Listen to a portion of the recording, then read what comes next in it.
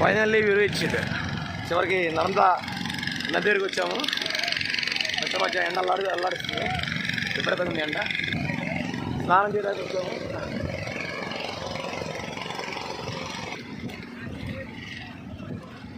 ఇది ఓంకారేశ్వర స్వామి గుడి.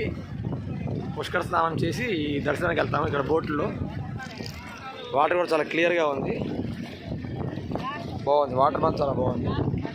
అంతా ఇక్కడ బోట్లోనే అంత తిరుగుతున్నట్టుంది. ఎక్కువ మంది తెలుగు వాళ్ళే, 90% మన వాళ్ళే ఉన్నారు ఇక్కడ దీని దగ్గర.